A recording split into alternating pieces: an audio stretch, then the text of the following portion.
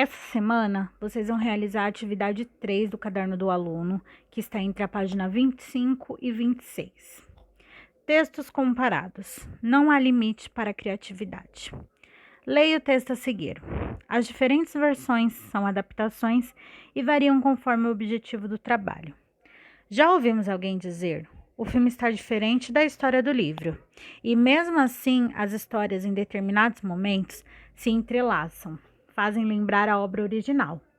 Trazem, por exemplo, menções referentes aos personagens, ao enredo, ao tempo, ao espaço, ao foco narrativo, à linguagem, à prática social, à condição de produção e ao meio de circulação. Trabalhar um texto literário, adaptando-o para a linguagem do cinema, do teatro, das artes visuais, da música, requer identificar tema, personagem, estilo de escrita. Este levantamento, feito a partir da leitura e do estudo do texto original, serve como base para a montagem de um roteiro, que pode se transformar, por exemplo, em paródia, apresenta em geral sentidos diferentes para uma obra já existente ou consagrada, estabelecendo novas interpretações. O Whindersson, o Tiro Lipa, eles costumam fazer paródias com as músicas dos artistas. O pastiche é uma criação literária ou artística que reproduz estilo de escritores, pintores, músicas, por exemplo. Pode ser entendido como montagem combinado aspecto característico de obras ou autores. Seria mais ou menos eu me utilizar do estilo do outro autor. Ele escreve com rimas, então eu vou me espelhar nas rimas deles para escrever um novo texto. O trailer honesto é um videoclipe produzido por alguém, geralmente um fã, para divulgar um filme. E aí eles dão um exemplo para vocês assistirem no YouTube. Um exemplo, tem um filme que conta a história original do Lord Voldemort, do Harry Potter. E esse filme, ele não foi feito pela escritora, né, a J.K. Rowling. Ele foi produzido por um fã.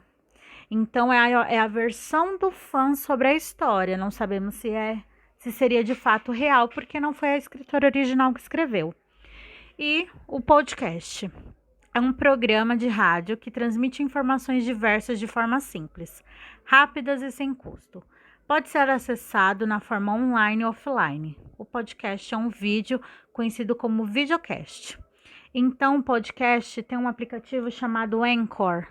Se vocês baixarem, vocês conseguem gravar podcast, que eles chamam hoje em dia como se fosse uma revista eletrônica, uma novela eletrônica, onde vocês vão contar algo que aconteceu.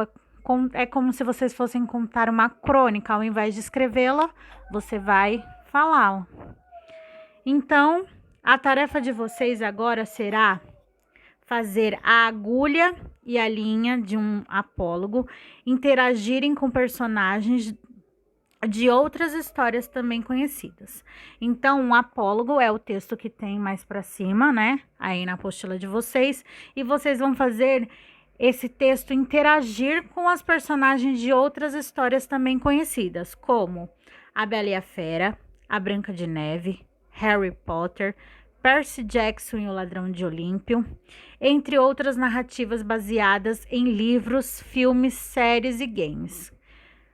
Que você e seu grupo acharem interessante. Aqui ele fala grupo, porém, como estamos vivendo a pandemia e o ensino remoto, então nós faremos sozinhos, né?